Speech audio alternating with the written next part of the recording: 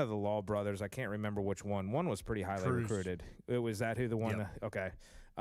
So hopefully, he can hit his stride now after a few years and body developed and, kindling back with Hankins back at ECU. So hopefully that will work in the Pirates' favor. I think they feel pretty good about the receiver room. Jakeith Hamilton from Furman I don't know if he's going to be a number one, but like he's at least, he's provided some production at the FCS level. They think he can take a step forward going to more wide open offense. Landon Sides, Brock Spalding have both been consistent. I just, who's going to be the number one? Who's going to be the go-to guy is my biggest question. And maybe that turns into, in this type of offense, you don't need the biggest guy in the world on the perimeter to do that. But I don't know. I guess the most upside would seem to be a Jeremiah Melvin type. But, with that move comes some boom or bust. So we also have guys returning on the roster that could take a step forward, like Dylan Lork, Tyler Johnson. It sounds like Quez Petaway will be back. So I think they've got bodies. It's just like who's going to be the go-to guys. Which that shocks me about Quez Petaway. That's good for him for sticking it out too. I think in this day and era and age, it's easy just to jump to the portal and move on to the next stop. But for him to stick it out here after a really tough year, and you bring up a good point in this offense. And again, I'm reflecting back. It's been 10 years now, but our leading receiver was the slot position. And they feel pretty loaded at slot, and they look pretty loaded on their roster of who they have at the slot position. And, you want your outside guys to be really big play explosive guy at the X and more of a possession guy at the Z. And if Melvin has the potential to be that big play explosive guy at the X, I'm okay with it if they feel confident in their evaluation. But I would just look, you're correct, and the slot receiver is probably going to be your primarily targeted guy. Real quick, just going to butt in. If you are a Facebook or a YouTube user, we are now up on YouTube, and I'm going to blame AI because I think when AI became a big thing, that's when this thing, the view got different and you can't find the stream key, so it's all AI's fault. And I've heard that's the reason for the Verizon outage the other day too. Supposedly it was an AI issue. So AI sucks, and humans should run the world, not computers, and that's all I got to say about that. MVP.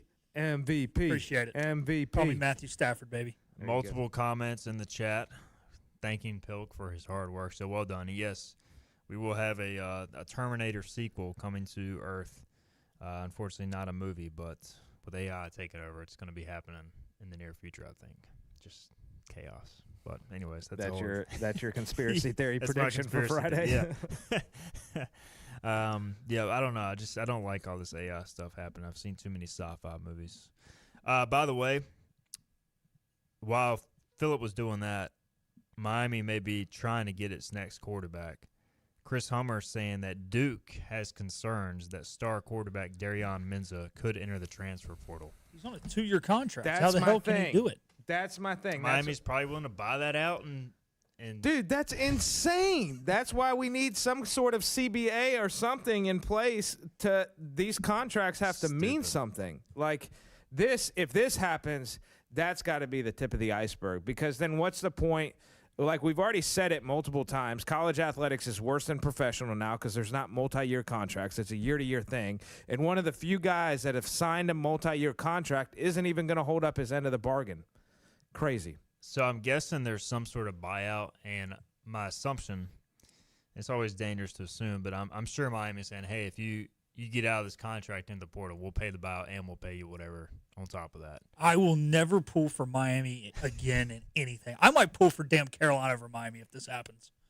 I mean, if you're Duke and you get left at the altar on the final day of the portal with this, it's just a complete screw job. It is. And by a conference mate. Bro, too.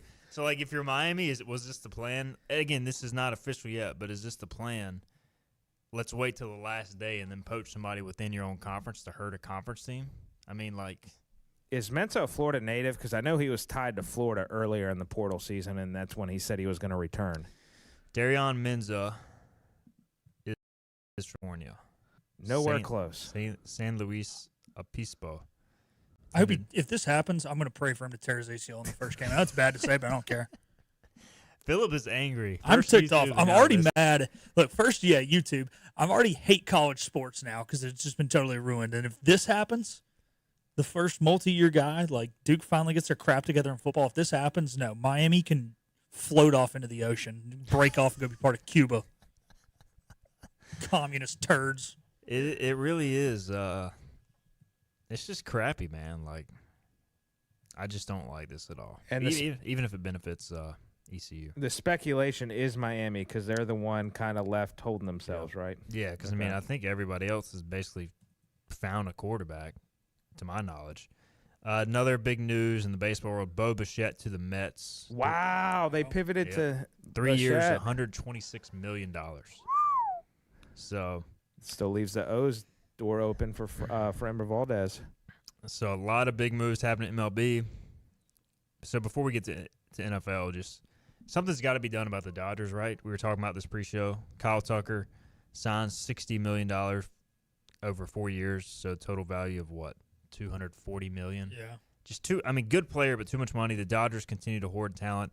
The word is, if you're not a big MLB guy, there's probably going to be a lockout in the offseason, next offseason going into 2027, because they got to institute some sort of salary cap, some sort of stipulations, because nobody, like, who likes this outside of Dodgers fans? Do Dodgers fans even like it? I guess they do, but, like, it's not good for the sport. It is not. My interest in the MLB season has gone down, which is sad because the Orioles have finally had a great offseason. So personally, I was excited.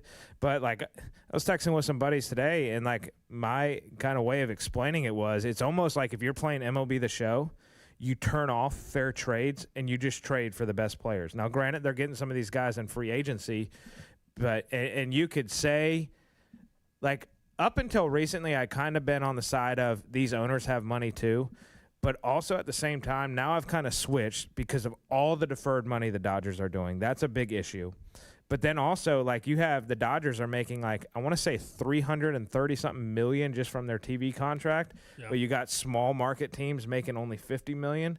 So they're already behind the eight ball from that standpoint. Something's got to be fixed.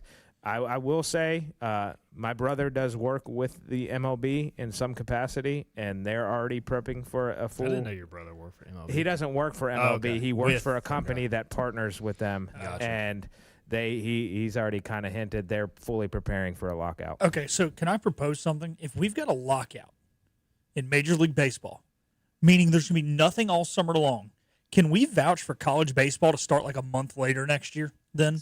So it can go farther in the month. It cannot be 12 degrees in the first game, and I can get at least like 2 Saturdays to actually sit and enjoy college basketball, because the minute the NFL ends, college baseball starts, and I hate that. Yeah. I like college baseball, but I like to have some Saturdays just to watch basketball. I don't get that.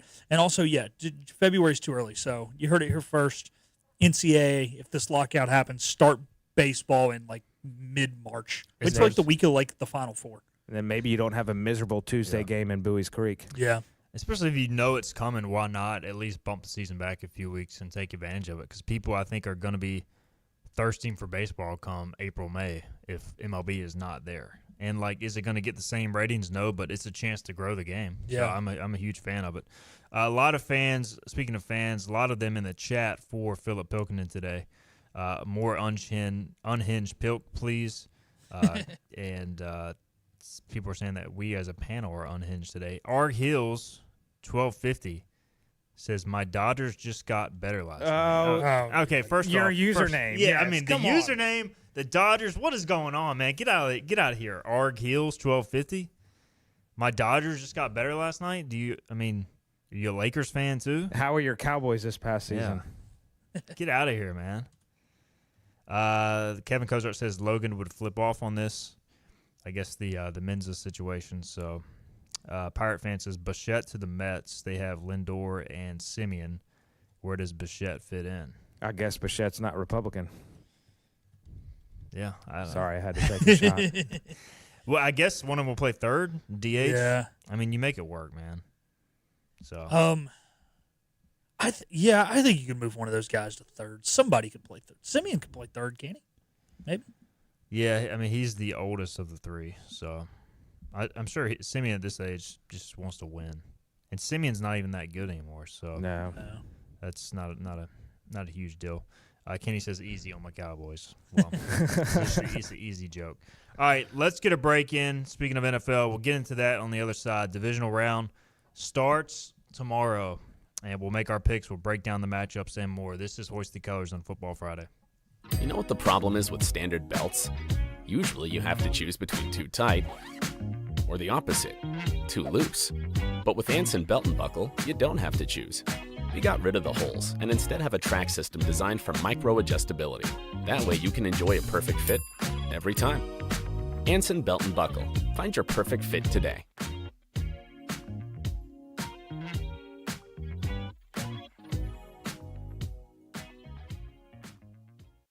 Healthwise Pharmacy rounds the bases with all of your infusion, retail, compounding, and medical equipment needs. Locally owned and operated by pharmacist Marcy Parker, Healthwise has grown to be your most trusted provider for infusion services. Currently providing in-home or on-site infusions in North Carolina, South Carolina, and Virginia.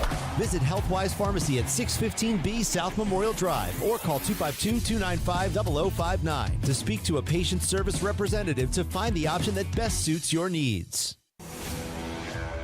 The best burgers around. Everyone loves a thick, juicy, and fresh burger. Tiebreakers does real burgers better than anybody. And don't forget about the cheese sticks, fresh salads, and more. So don't just go to any burger-themed restaurant chain. It's time to break the chain and eat local. Tiebreakers, burgers and sports at its best. Go Pirates! Arrgh! In this age of globalization, we've learned that bigger isn't always better. Ever tried to get phone help from a big corporation from a real person? Right. That's what's so nice about Phelps Chevrolet. After more than 50 years serving our community, Phelps remains family-owned and operated. Mike, Daryl, Wave, West, Allen, and Clay deliver hometown service and integrity, same as always. They share your experience, they share your values, and they are ready to help with any motoring need. Come get you one. Daughtridge Gas and Oil has been your dependable propane supplier for 95 years. Their trained technicians can service and properly install all your propane and natural gas appliances. Plus, Daughtridge Gas and Oil is your backyard expert with fire pits, grills, smokers, and more, including quality outdoor furniture at their Greenville Patio and Hearth Shop at 1901 Charles Boulevard. Go by and see the knowledgeable staff at Daughtridge Gas and Oil for propane delivery or call 756-1345. For over 51 years, Parker's Barbecue has brought families together with our award-winning whole hog barbecue and fried chicken. Tradition is important at Parker's Barbecue, and for 3 generations, the Parker's way has stood the test of time. Whether you visit our dining rooms or drive-thrus, use our on-site catering, or even use our nationwide shipping, the hospitality, barbecue, fried chicken, homemade sides are still the same. We are the Parker family. Come in and let our family show you. This is the Parker's way. Oh, hey, welcome back. You got here just in time. This is Hoist the Colors on 94.3 The Game. All right, welcome back into Hoist the Colors. Segment 2 here. We'll continue to take free-for-all questions. By the way, Arg Hills 1250 said, "Come on, guys, easy on my username. I love the Pirates and the Hills as possible." Just, yeah. Bobby Harward in studio. He's brought to you by Sup Dogs today, guys. Check him out at 213 East 5th Street, Greenville, North Carolina. If you haven't been to Sup Dogs already, you don't know what you're missing. Great hot dogs, great burgers, great drinks. Also check out Crush Vodka and support Sup Dogs and everything they do for ECU Athletics. Philip Pilkington back with us. Do we have a standings update on our picks before we dive into these divisional matchups? And we'll kind of break these games down because we don't have to rush into our picks. But we do have a standings update. By the way, I just want to say, even though I'm still in last, the comeback is on. I went 4-2 last week in NFL picks, boys. Y'all both went 2-4. Brutal. The problem is we're running out of time. We are running out of time. Yeah, I'm not catching Bobby. I don't think I can mathematically catch Bobby, who is sitting at 123 and 126. Steven is 118 and 131, and I am 113 and 136. So Bobby basically has it wrapped up. Yeah. So we're essentially the NFC South at picking. Right now. We are. Yeah. Historically, man, like I remember the first year, Steven finished like 5 games above 500 and was in last by a long shot. He wasn't even close, and he was well above 500. Just because people are out there fixing games now, it makes it tough to predict what's going to happen. That and the portal. Yeah. John NFL was still weird. Yeah, it's been weird to predict this year. John Moody says, hoping the lockout will have ended by next September because I'm looking to go to my first MLB game during the Northwestern weekend in 2027. So I would think it would be – I just can't see them taking a whole year off, but who knows with MLB, man. I mean, they may. They can screw it up based on their history. But your first MLB game being at Wrigley Field, that's setting a high bar. That's awesome. Or it could be at I hope it's not. I hope it's not. The Cubs are out of town. I just pray for his sake that the both teams aren't on like a West Coast trip that week. Yeah, that would stink. I feel like they would try to stagger them, but I don't know enough about the Chicago baseball scene to know. All right, let's get into NFL divisional round, and we'll start with Buffalo and Denver. My Denver Broncos. I tell you what, guys, my anxiety is it like officially kicked in this morning, man. I've been listening to all the podcasts all week, all the sports talk radio, and last year, I was just happy to be there. Denver was playing at Buffalo. They were an upstart team. This year, they have the number 1 seed, and these opportunities aren't going to come around but so often, and I don't want them to not take advantage of it. So, I'm pretty anxious and nervous, and but it's a good excitement. I'm just also terrified because I have to watch my team try to knock Josh Allen out of the playoffs. This game opened with Buffalo as a 1.5-point favorite. Now Denver, per DraftKings, is a 1.5-point favorite. Buffalo is very beat up. They are getting Curtis Samuel back, former Panthers legend, and also Ed Oliver is going to be back on a snap count. So they're getting a couple pieces back, but they're missing their starting safety. They're down to 3 receivers. Denver's pretty healthy. So I've been torn on this one all week. Before we make our picks, how you guys feeling about this game? We'll start with Bobby. Not as nervous as you are, that's for sure. I mean, I see you got your Bo Leave shirt on today. Baby. You got a Bo Leave. After watching Buffalo, Josh Allen is playing like Superman right now, no doubt about it. But as you advance in the playoffs, I just don't know in the NFL if it can just be a one-man show that advances you. And right now, that's what it is in Buffalo. They don't have weapons on offense. Their defense, while they stepped up last week, has been struggling. And I just see Denver getting after Josh Allen too much. I mean, he's lucky he escaped Jacksonville alive last week. I mean, he got beat up pretty good. So I think this Denver defense is what wins the game for you guys, and I think they take care of business. Philip, how you feeling as an honorary Broncos fan over there? Yeah, I think if Denver wins the field position battle, they should win the football game. But if you allow Buffalo to convert 3rd and longs, even if it doesn't translate to points, it just flips the field, or you commit a lot of holding penalties, which has you playing in 3rd and 18, which is what Denver likes to do, and then they call a screen on 3rd and 18 and still can't even pick up 12 yards to flip the field back. They get 3 yards because they're the worst screen team in the history of football. And you give Josh Allen short fields. Look, he's going to win the game. It's just he's not going to mess it up. The thing is, though, is if Denver can just keep the field position battle even, I don't even think they have to win it. It just needs to be a stalemate. They're the better team. They're the healthier team. And they're going to make more plays. But they can't shoot themselves in the foot. And that's what worries me. Denver's young. And it just seems like this year it's been too ugly, man. That's what worries me. You can't win this one ugly. You can win it. You can win it by a score, but it's got to be that you're winning and they're chasing. You can't win it ugly because Josh Allen's not going to let you beat him ugly. I think, yeah, if it's a one-possession game, unless Denver scores at the very end. If he has a chance in the ball, even as good as Denver's defense is, I'm going to take Josh Allen. So, I almost feel like they need to find a way to get an early lead and make Josh Allen chase and then hold on at the end. But the interesting thing about this game, listening to some X's and O's talk this week for people that care. So Buffalo obviously down to a couple receivers.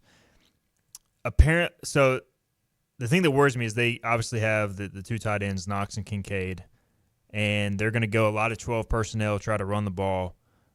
Basically, whenever a team goes 12 personnel, the Broncos play man. And are they going to keep that same philosophy this week? And if they do they have the linebackers and safeties to cover the tight ends? Because I don't think Buffalo cannot line up in 3-4 wide against Denver's secondary and move the ball that way. So, they're going to have to run the ball. Josh Allen's going to have to make plays, or they're going to have to throw to the tight ends. There's also a big Jaquan McMillan game because their best receiver is Shakir in the slot. So how Jaquan plays will be important. But I just don't – unless Josh Allen is just Superman, I just don't know if they score a ton unless the tight ends have a huge game. So I see them, Buffalo, probably, with you saying all that, going to a lot of funky formations, maybe a lot of motion, depending how Denver plays their motion, whether they bump it or they just lock onto a guy the whole time, because you could then, if you're Buffalo, maybe create some mismatches with McMillan being lined up on your tight end, which obviously just from size alone, advantage tight end. But. All right, let's make our pick for this one, then we'll look at the other AFC game. I said whoever wins Buffalo, Jacksonville is going to the Super Bowl. I'm going to stick with that. The more I've listened to stuff this week, the more I like Denver's chances, because I do think at home the crowd's going to be crazy. They haven't had a home playoff game in 10 years. It's a tough place to play, but I'm just going to take Josh Allen as much as it pains me. Going with the old reverse jinx. I've already put all the money on Buffalo. I'm now picking Buffalo. I'm happy to be wrong here. Since I'm not a fan of Denver, I don't have to worry about the reverse jinx. I feel confident Denver will win this football game. Confident would be a stretch for me. Hey, he's leading the picks for a reason. He is leading the picks. He's still below 500 because we're all bad. I'm not confident Denver will win, but I do think that Denver will win this football game. Like I said, going in, Steven, I don't know if I 100% agreed with you on the whole winner of that game will 100% go to the Super Bowl, but I felt confident that would happen. I think they just suffered too many injuries last week, and I'm not trying to take anything away from Jacksonville's front because Jacksonville does have a really good front, but there were some times last week I thought Josh Allen was dead, and if Jacksonville did that to him, Denver might actually kill him. So I'm going to go Buffalo or Denver. The two turnovers too Jacksonville had, like Denver just can't lose the turnover battle and give them. Obviously, the one at the end was the game sealer, but the other one. If you give Josh Allen short fields, it's going to be tough. Jansen, by the way, sorry about your Jags, says Buffalo started at -1.5 versus Jacksonville and shifted to 1.5 in the Jaguars' favor. Read into that what you will. So kind of the same process here. All right, the other AFC game is going to be Sunday. That'll be Texans at Patriots. The Pats are a 3-point favorite. And this is another game that – I mean, I'm torn on all these games, honestly, but I'm fascinated to see how this one plays out. Houston's been so dominant defensively this year, guys. The most impressive thing for Drake May for me last week was he just never forced the issue. L.A. plays that defensive style where they just it's a too high shell. They make you just meticulously drive the football down the field. He would run there. He'd dump it off here. He was methodical. And, usually young quarterbacks don't do that. So I was impressed with his maturity. But the Texans are almost just a completely different animal. They get after you. They pressure you. They can play man. They can play zone. I just don't know if the Texans' offense can do enough is my question. That's my thing.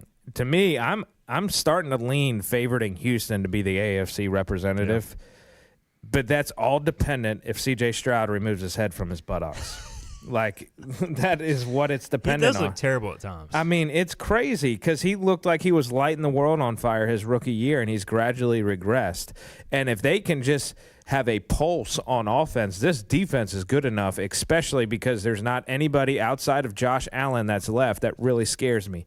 Drake May's playing really, really good football, no doubt, but he's still almost essentially a rookie in terms of experience and definitely in playoff experience. This is his first time in it.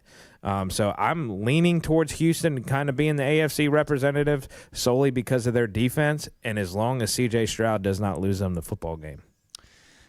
I don't like seeing that Nico Collins is likely out for Sunday really due to concussion. Oh yeah, he got decapitated. He's not practicing this morning, so looks like he's still in protocol. I don't know. They'll find a way. I think they find a way. Think so? I think they find a way. You gotta play him. Here's my thing, guys. And look, I'm not trying to take anything away from New England's success this year. They're a good football team. But last week was their second win against a team with a winning record. You guys realize that? They beat Buffalo. They split with Buffalo. So they beat Buffalo on Sunday Night Football in early October. I don't remember what week it was. Other than that, dude, they're 0-for against teams with winning records. Just throwing that out there. I put money on the Chargers last week for that reason. Yeah. Because, they were the only playoff win. Sad. Yeah. It's just a sad franchise. You know, I think something about it is these. Maybe it's the logo on the helmet, but like I just trust the Patriots more in this spot. Like I have to see Houston go into New England and win. They do only have one playoff win in their entire franchise on the road. That was last week. It was last week. Yeah. To be fair, they've played against Mahomes in a lot of those games. Well, and in favor of that too, Houston is a dome team. Dome teams playing in outdoor venues on the road, especially in colder weather, it does not work in their favor normally. But hopefully, hey, not only did they squash the bug of getting a road playoff win last week, they also did it in a cold weather open air stadium. Yeah, I'm gonna go Patriots -3 here, and I think we get Patriots-Bills rematch in the championship. Although I mean, Bills at Texans would be a fun AFC Championship game for the Texans fans. Are you about to? No, I don't like to foreshadow your other picks, but is Igo leaning towards a two divisional matchup game here? Because obviously you're picking an NFC West team to win the game that has two NFC West teams in it. I'm not picking the Bears. There you go. I didn't think you were. Who you got, Bob? Yeah, I'm going to go Houston here. It's setting up for a Houston-Denver matchup where the winner next week wins 13-10 to go to the Super Bowl. They played earlier this year. Denver won 18-15. So there you go. Gosh, it's going to be a good game, though. It's going to be a defensive slugfest because it's going to happen, baby. Give me the Texans on the road.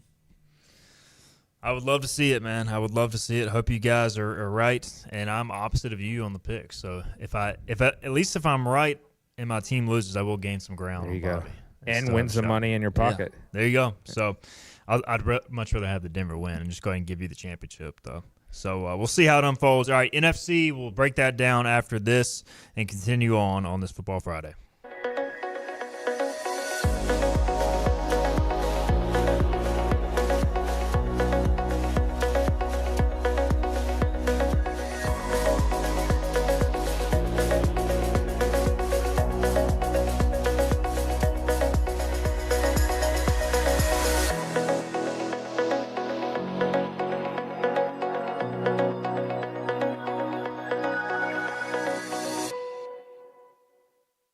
Storm season is approaching. North Carolina weather can damage your roof, and before long, a small leak can turn into a big problem. Your home is one of your biggest investments, so protect it with Wells Home Improvements. We work with all insurance companies for a hassle-free roof installation experience. Call us today and get 10% off your roof installation when you mention this commercial. 252-227-8403 or visit us online at wellshomeimprovements.com. Wells Home Improvements. Local, honest, dependable. This is about you, your family, and the health of all who live in Eastern North Carolina. This is about the transformation of a health system into something more powerful and more human. About creating new ways to treat disease and keep you well. This is about ECU Health, which is to say, it's really all about you. ECU Health. Minds, hearts, purpose. You have a choice when you invest in insurance, and when you choose First State Insurance Advisors, you're working with people you can trust. Clark Stallings has deep ties in the community. His team, including Keaton Smith, Regina Asby, Phil Leva, Max Joyner Jr., Max Joyner III, and Ginger Smith, provides knowledgeable and professional advice. First State Insurance Advisors is an independent insurance agency. They offer all types of personal insurance as well as various types for business. Call or email First State Insurance Advisors today. We want to be your trusted choice agency. Acre Station Meat Farm, along with Lane Angus Beef, bring you Farm to Fork Beef. Stock your freezers now with affordable beef boxes, just in time for the grilling season. Farm to Fork Beef brings quality local beef to your family. From your traditional butcher shop, Acre Station Meat Farm. Come on down to Acre Station Meat Farm and find out why we're #1 in fresh cuts and friendly service. Acre Station Meat Farm, Highway 32 North, Pinetown. At National Finance, we're all about hometown support, just like ECU football. National Finance helps us win on and off the field. They've got your back when you need it most. Fast, easy personal loans for life's big plays. And just like us, they're committed to Eastern North Carolina. National Finance, proud supporters of ECU athletics. Visit nfcmoney.com for loans as fast as today.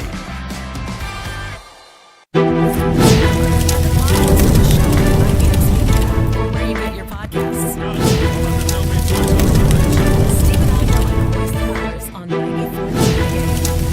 Welcome back in on this Football Friday. We are breaking down the NFL playoffs. Bobby Harward and Philip Pilkin and Bobby brought to you today by Sup Dogs. By the way, we did have a question earlier about Bo Bichette.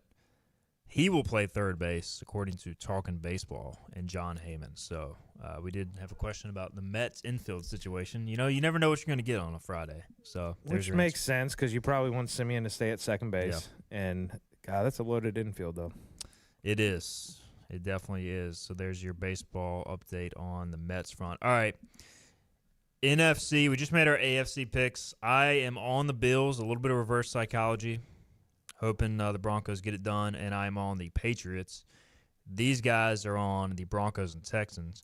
And the NFC side, on Saturday night, we have an NFC West matchup, Niners at Seahawks. The Seahawks are a 7-point favorite coming off a bye. Of course, these two teams met, I believe, the very last week of the regular season. Seattle won that game in San Francisco 13-3 to secure the number one seed. Earlier in the season, when these two sides met, it was Niners winning in week 1 17-13. And so there you have that history. Now turn around playing again. Niners banged up. If they were healthy, this line would be much closer. So before we get to our picks, of course, George Kittle out. What's Pearsall's deal? I don't know what his situation is. Let's see. I think anytime I'm getting 7, I'll lean towards that, as I did with what was last week, 5.5 Eagles? Yeah. Yeah. As you're looking that up, there is yeah, I'll talk. Number one, it's great because there's less games that we can actually talk about these games. That's really nice. But also, I'll add, there is bound to be a blowout. There has not been a really true blowout, and there's bound to be one. This kind of sets up for that due to San Francisco's injury history. But if history shows us division matchups, dude, they're always so close no matter how good or not good teams are. Wide receiver Ricky Pearsall says his injury will not fully heal until he gets real rest and is shut down after the season, adding that explosive movements are the hardest part to deal with, but he's pretty confident he will play. Football guy. So there's your answer to that. So he will play. He will not be at 100%. Seattle, much like Denver, much like Houston, just defensive led. The one thing is they can absolutely run the ball and have a couple of great running backs. And then you have this whole Sam Darnold situation. He is now listed as technically questionable with an oblique out of nowhere. And he was seen on the field with a massage gun, just massaging himself during practice. So I don't know. And then you also have the fact that it's Sam Darnold in the playoffs, who could blow up at any moment. So I don't know, Philip. How you feeling about this one? It seems like if there's going to be a blowout, this is going to be it, right? The one thing I like is Pearsall being back. Whether he's healthy, does it matter? Sure. But lately, with him out, teams have been able to stack the box because they don't have a true vertical threat with Ayuk out. Pearsall is the vertical threat that can at least, they'll line him up in the slot, and even if a backer's not on him, it forces them to take a step towards him, and it can pull a safety out of the box that would otherwise be in the box. It can cause some two-man to be played because the corner needs help over top, so he will be a factor in this game, even if it doesn't show up on the stat sheet. With that being said, man, they have not ran the ball well. Trent Williams is playing, but I don't know how healthy he is. I don't know, man. Who are any of us to ever question Kyle Shanahan? Yeah, I was about to say he's gonna scheme something. He's gonna scheme something, but God, this team is injured. I mean, they might need to tear down Levi Stadium and build it somewhere else because just like Minges is on an Indian burial ground and we can't hit threes, I think ever since they've tore down Candlestick, I mean, this team has been so injury bitten every year. The other thing to me, Brock Purdy was playing so hot to kind of end the season and then did not look great against Seattle that last game. And honestly, against Philadelphia, he just had some like, dude, what are you doing moments. Yeah. And that's another concern of mine. I felt confident about San Francisco into that Week 18 matchup against Seattle because of Brock Purdy. And now I'm wondering if he's going to be kind of granted, they got the injuries and stuff, but the way he's playing right now, it's almost like he's just in his head. McCaffrey, 15 carries last week, 48 yards, 3.2 yards per carry, but he did have 6 catches, 66 yards, 2 touchdowns, and on 8 targets. So I think they're going to try to feed him in different ways. I'm just going to go Niners. I'm getting 7. I'm with y'all. Like, this could turn into a 20-3 type game, but I'm confident that Kyle Shanahan will have a few tricks up his sleeve to get some explosive plays, and if the Niners defense can just hang around and make Sam Darnold do something in the playoffs, then maybe they keep it close. And they can certainly win. So I'm going to go Niners to cover 7. I'm with you. I'm going to regret this. I know I am, but I'm with you. I just have a hard time taking Seattle here. So give me the Niners to cover. If it's a blowout, it's this one. 7's a lot. Give me San Francisco. All right, Seahawks by more than a touchdown. It's going to happen now. The final game of the weekend, Sunday night, 6:30 kickoff Eastern time, Rams at Bears. This is supposed to be a real cold one, isn't it? Yeah, sleeting, cold, wind chill in the teens. Matthew Stafford all-time 1-10 in bad weather games. Rams a dome team. 21 degrees. On the AccuWeather report. And doesn't he have Stafford has some kind of hand issue too, right? Yeah, he sprained his finger. He hit it on somebody's helmet, I guess. Oh, they never showed it on the big screen. I don't know. Rams are favored by 3.5.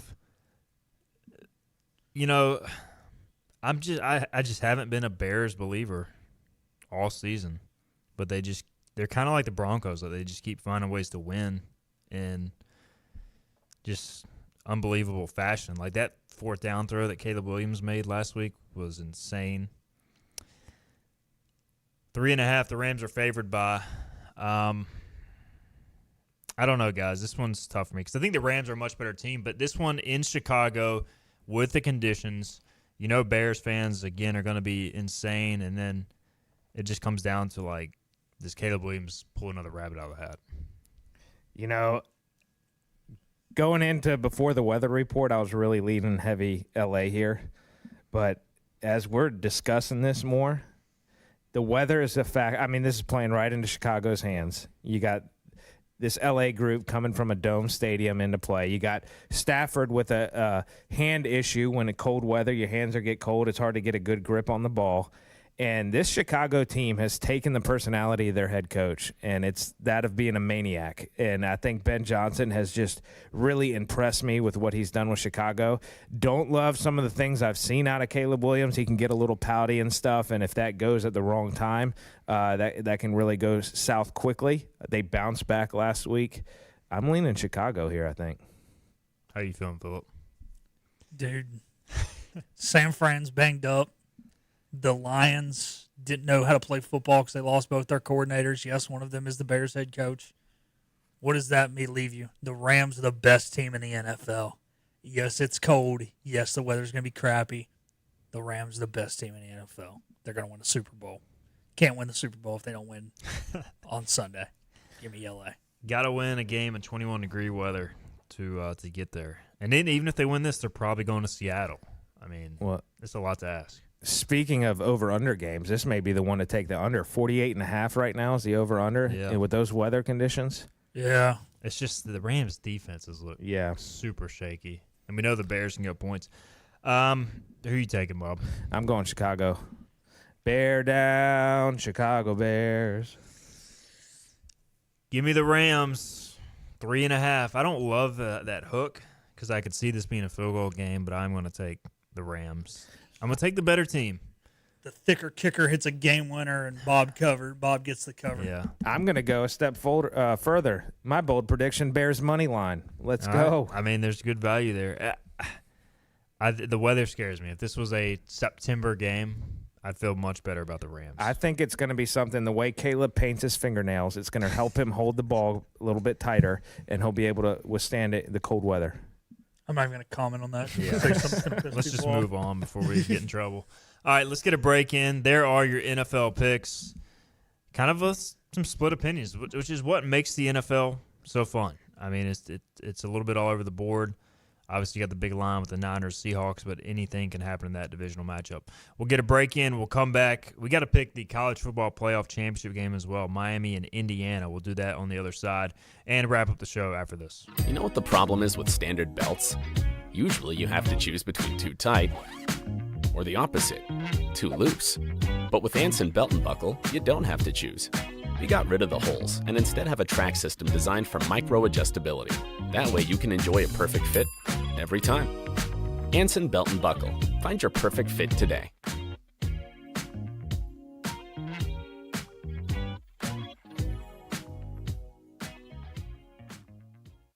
Daughtridge Gas and Oil has been your dependable propane supplier for 95 years. Their trained technicians can service and properly install all your propane and natural gas appliances. Plus, Daughtridge Gas and Oil is your backyard expert with fire pits, grills, smokers, and more, including quality outdoor furniture at their Greenville Patio and Hearth Shop at 1901 Charles Boulevard. Go by and see the knowledgeable staff at Daughtridge Gas and Oil for propane delivery or call 756-1345.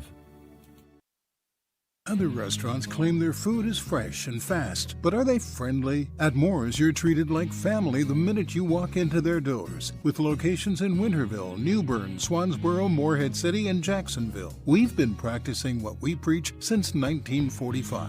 At Moore's, our barbecue is slow cooked and smoked over real wood daily until it's so tender it's falling off the bone. Combined with our fresh chicken, cooked to order seafood, and homemade fixins, we're sure you'll agree. If it's not Moore's, it's less.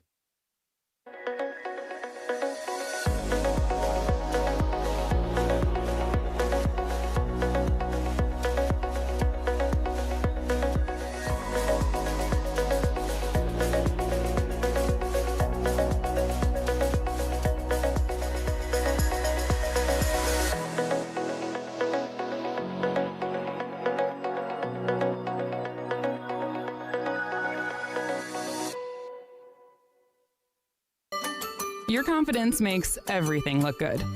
You see the world in vivid color, not black and white. Swing through your neighborhood Fantastic Sam's Cut in Color and let our experienced stylists take you from everyday to extraordinary. Fantastic Sam's hair salons are locally owned and operated. Our full-service salons are conveniently located in Goldsboro, Kinston, Greenville, Newbern, Jacksonville, and Calabash. Stop in today at Fantastic Sam's, where the possibilities are endless.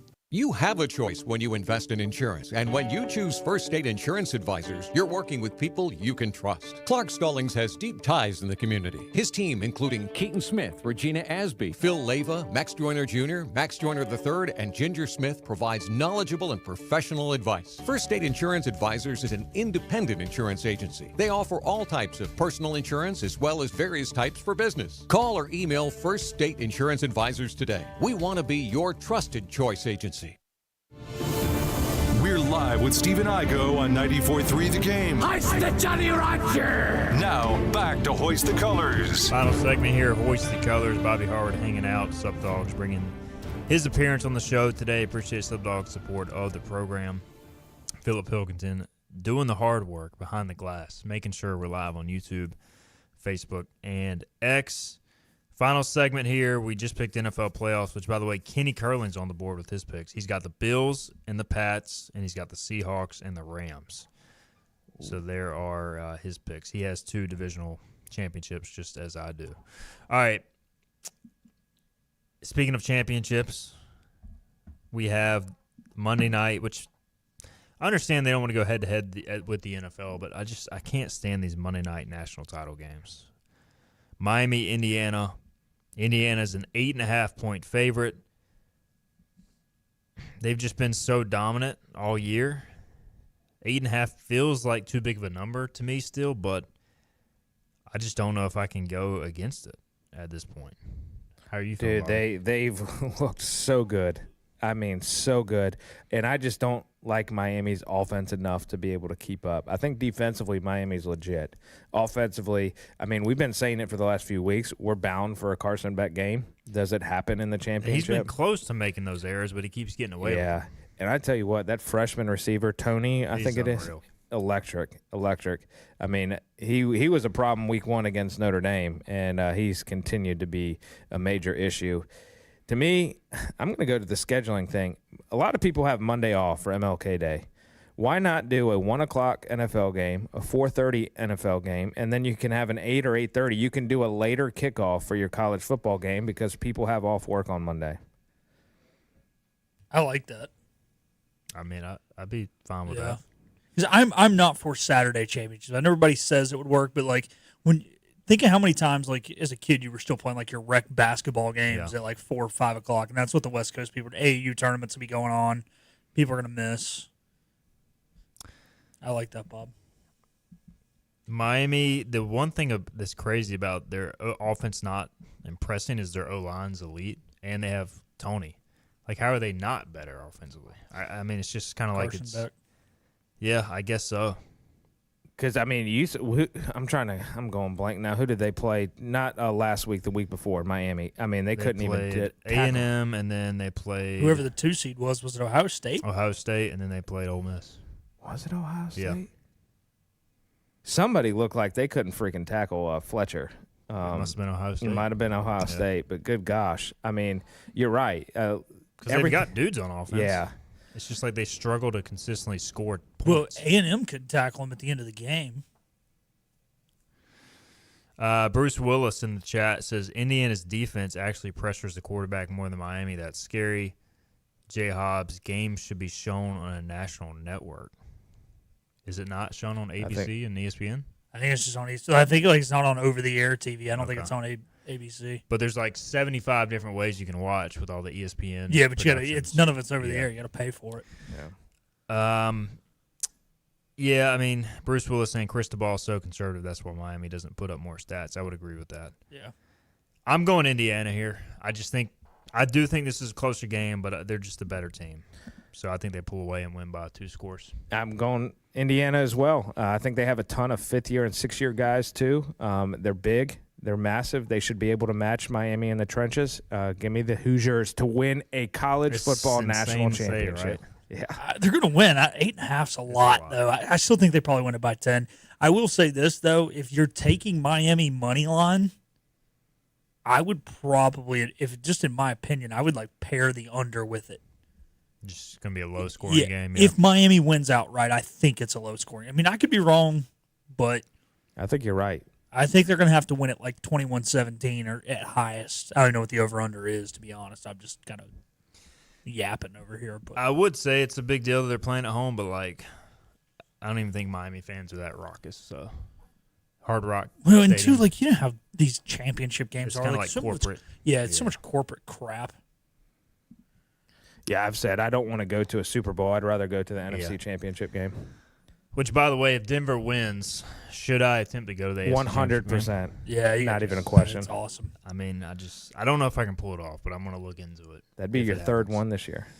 It would be. The only other time I went to a Broncos home game was the year they won the Super Bowl in 2015, so maybe it's a good sign. So, all right, we are out of time. Gentlemen, fun show, man. I'm really sad we're coming to the end of the Football Fridays, but we got a few more left. And always good to talk ball. Thanks to Bobby. Thanks to Philip for getting us live on YouTube and doing all the hard work. Thanks to the comments section as well for participating. Everybody enjoy the fun weekend. We also got Pirate Hoops on Sunday at 2 o'clock against Charlotte, in-state matchup. We know Bobby will be there in attendance with his no quarter flag. All right, we'll get out of here. We'll be back Monday, 12 noon, to break it all down. We'll see you then.